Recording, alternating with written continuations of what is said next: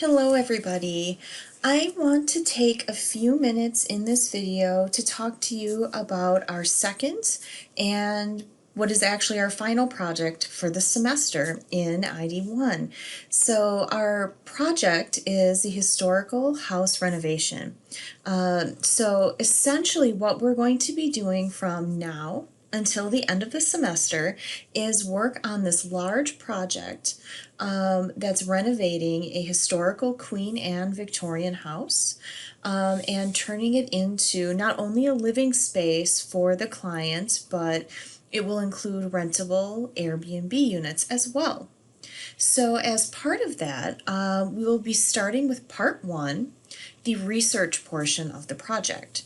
So just looking at the project that's on Canvas, you'll see that the challenge of this entire project is to design a highly functional mixed-use environment in a historical Queen Anne Victorian house, meeting the needs of the users, incorporating sustainable materials, and honoring the historical qualities of the building.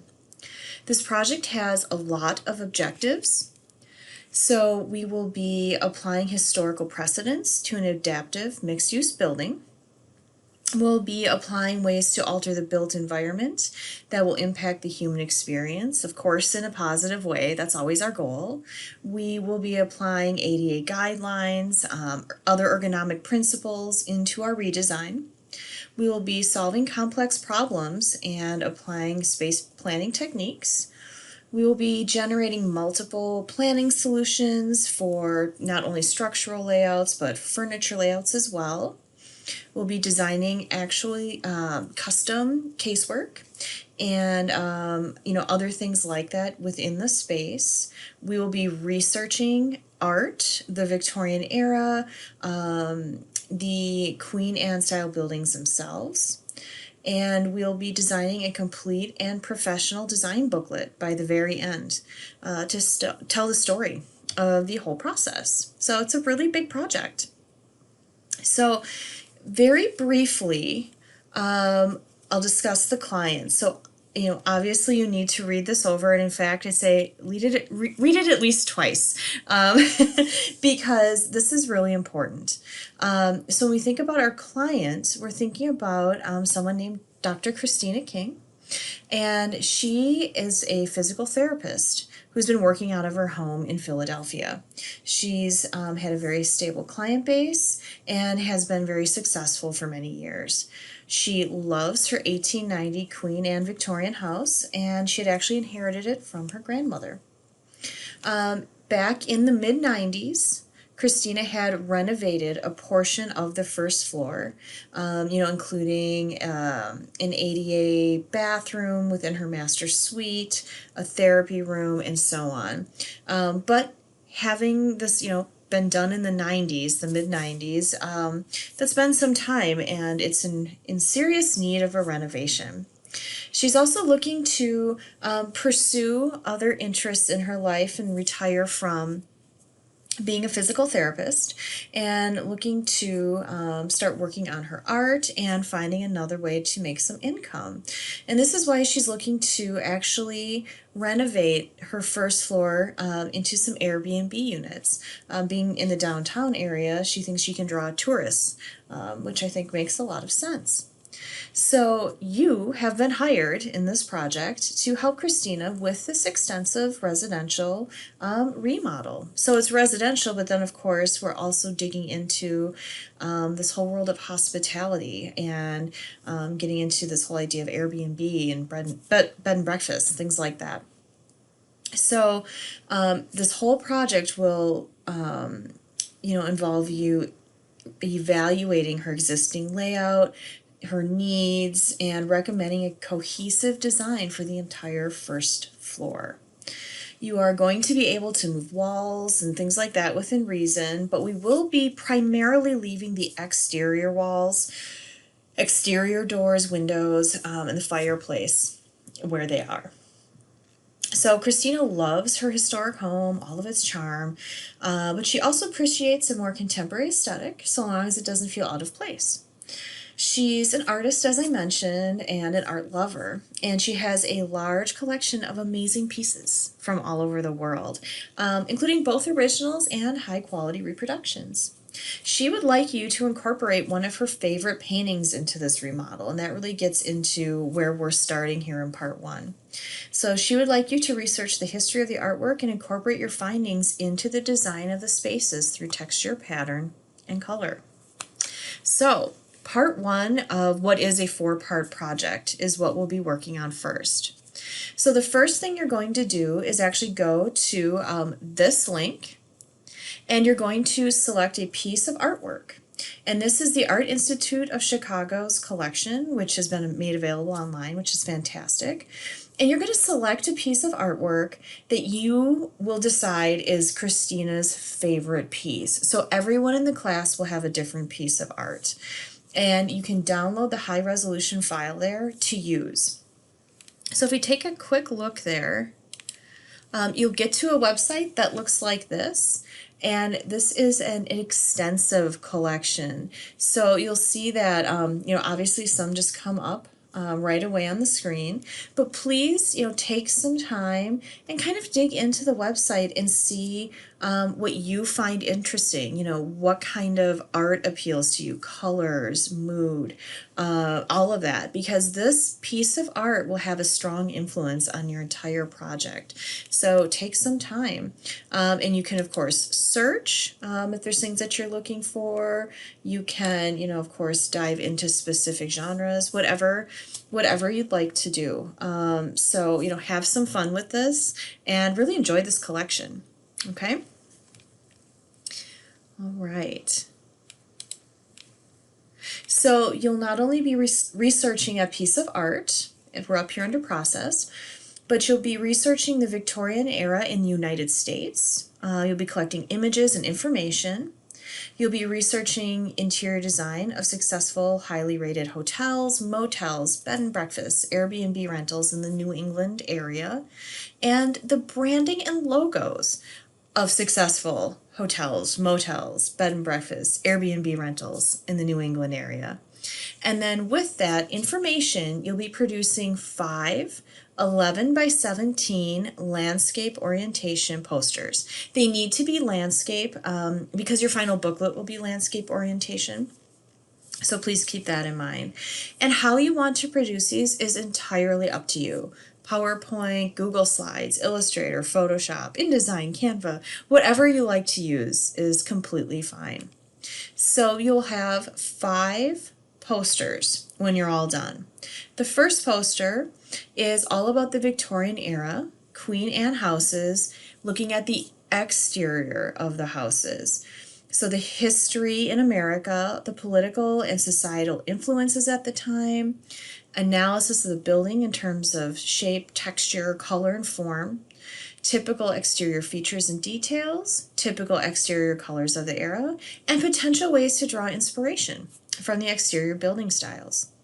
Then you will do another poster, poster number 2, looking at the same basic things, but looking at interiors of Queen Anne houses. So the history, what's going on in society, features, details, colors, and then looking at furnishings, patterns, fabrics, and potential ways to draw inspiration. Your third poster will be getting us back to that piece of artwork that you decide to choose. You'll be including a high resolution version of that selected artwork. You'll include that critical information, title, artist, year, the history of the artwork, the political and societal influences at the time the art was produced, other artifacts, objects that were produced during that time, possibly other work from that artist. And you'll analyze the artwork in terms of line, shape, texture, color, and form, and ways that you can draw inspiration from it. Your fourth research poster is getting into the interior design of those hotels, motels, bed and breakfasts, Airbnbs, hospitality places, to use this as inspiration for, interior design, features, details, how furnishings are handled, accessories, fabrics, amenities that might be included within the public spaces or the private rooms, and looking at unique design ideas, both large and small.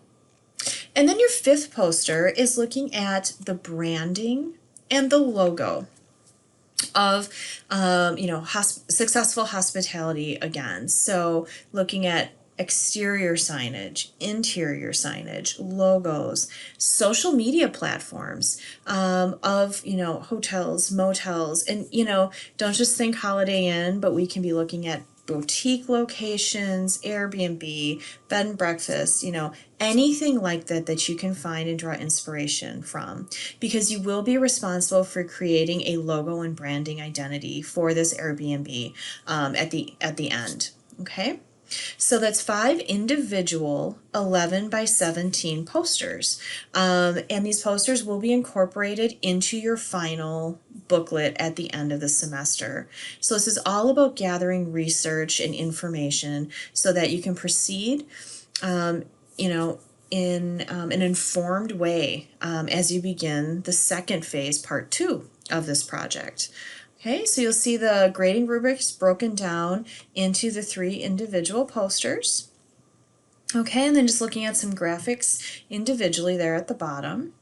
And so up on Canvas, I have quite a few examples from past semesters. So please look at these and, just kind of see how these past examples were handled. Now, please remember that requirements, different semesters were different for the project, and that, student work is never perfect. Nothing in life is ever perfect, really. And so don't just copy information because it may or may not be correct. And don't assume, because I've shown these as examples, that, I think everything about them is perfect, okay? But they're just a reference to see different ways that people handled things, how the history was shown, color palettes, how the general layout was handled, types of fonts, amounts of imagery. So it just kind of gives you an idea of ways you might approach this project. You will also see that you're only I'm going to see with these examples 3 posters per person, and that's because the semester that these examples are from, the hospitality research came later, so I'm having you guys do it on the front end, so they weren't turned in at the same time. So you're seeing 2 less posters with each group, so don't let that confuse you. But I think, these all do a different and interesting job of showing the kinds of information that you should be researching. So remember that these should be graphically pleasing. Okay, so we want to think about margins, consistency, being neat and clean, good graphics, and we want them to all look like they belong together as part of a set, so you'll be creating a cohesive design. Okay, and you want to convey information as simply as possible, but include enough information for it to be helpful. So you'll see some people actually included a timeline that they found helpful, so they didn't have to, write quite as much text. There's a lot of different ways to do it. So again, these aren't perfect. It's not that you have to do your designs this way, but they give you a really great reference for some successful designs that do a good job with this project. Okay, you'll see they vary quite a bit depending on a person's style. And so something to keep in mind with this project is this is a renovation in the long run of a historic house in the United States that has a very unique and specific style, but that does not mean that your end project is going to be a restoration of a Queen Anne Victorian building, so that you don't have to be picking out Queen Anne Victorian furniture and things like that.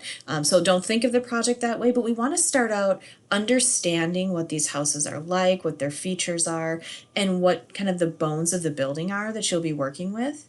And then your particular direction will be really up to you. how you want to handle this. But, please take a look at these examples because I think they're really inspiring.